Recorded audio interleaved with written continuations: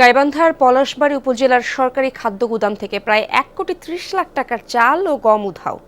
এরই মধ্যে 5 সদস্যের গঠিত তদন্ত কমিটির প্রতিবেদনে চাল গম ঘাটতির সত্যতাও মিলেছে। ঘটনার পর লাপাত্তা খাদ্য গুদামের ভারপ্রাপ্ত কর্মকর্তা, তার বিরুদ্ধে একটি লিখিত অভিযোগ করা হয়েছে। বিপুল এই আত্মসাতের ঘটনায় হতবাক ও ক্ষুব্ধ স্থানীয়রা।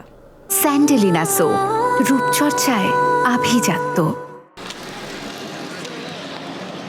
গাইবান্ধার পলাশবাড়ী উপজেলার সরকারি খাদ্য গুদামের কর্মকর্তা আব্দুল্লাহ আল মামুন সিদ্দিকীকে গত 21 মে সিলেট বিভাগে বদলি করে খাদ্য অধিদপ্তর। তার বিরুদ্ধে শস্য আত্মসাতের অভিযোগ আছে। ঘটনাটি 5 সদস্যের একটি কমিটি তদন্তের পর গত 3 জুন জেলা খাদ্য নিয়ন্ত্রকের কাছে প্রতিবেদন জমা দেয়। প্রতিবেদনে বলা হয়, গুদামে 131 মেট্রিক টন চাল ও 68 টন গমে ঘাটতি আছে। একই সঙ্গে হদিস নেই 34,926টি খালি বস্তার। উধাও হওয়া খালি বস্তা ও গম চালের বাজার মূল্য প্রায় 1,30,00,000 টাকা।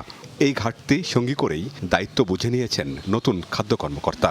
কর্তৃপক্ষ নির্দেশে জয়েন করছি। এটা 6 তারিখে এখানে দায়িত্বভার গ্রহণ করি। আমার গ্রহণকালীন সময় চালের মজুদ ছিল 3,015 মেট্রিক টন আর গমের মজুদ ছিল 267 মেট্রিক টন। বিপুল পরিমাণের চাল ও গম উধাও হলেও ধরা পড়েনি কেউ। এতে ক্ষুব্ধ স্থানীয়রা। এখানে দেখা গেছে যে গাড়ি যাচ্ছে, দেখা গেছে গাড়ি ঠিকই গোটানো ঢুকছে, সেই গাড়ি আবার ব্যাক করে দিয়েছে, দিয়ে ওটাই আবার বিল তুলে নিয়েছে।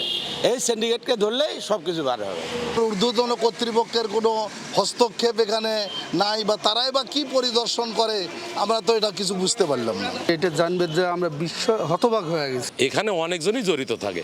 কার সাথে অফিসার কোন লাইন করে কিভাবে আত্মসাৎ করে, ওই অফিসারই এটা সঠিক কৈফিয়ত দিতে পারে। ঘটনার পর থেকে পলাতক আব্দুল্লাহ আল মামুন সিদ্দিকীর বিরুদ্ধে পলাশবাড়ী থানায় লিখিত অভিযোগ দেওয়া হয়েছে।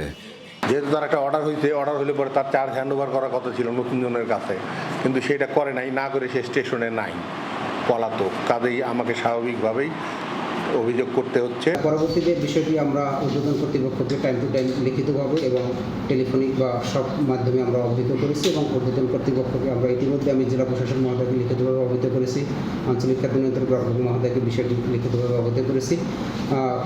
উক্ত ভারপ্রাপ্ত কর্মকর্তার বিরুদ্ধে বিভাগীয় ব্যবস্থা হিসেবে পলাশবাড়ী থানায় আমরা এজাহার দায়েরের জন্য পাঠিয়েছি। পলাশবাড়ী থানা এটি জিডি হিসেবে গ্রহণ করে দুর্নীতি দমন কমিশনে সমন্বিত জেলা কার্যালয়ে রংপুরে প্রেরণ করা হয়েছে।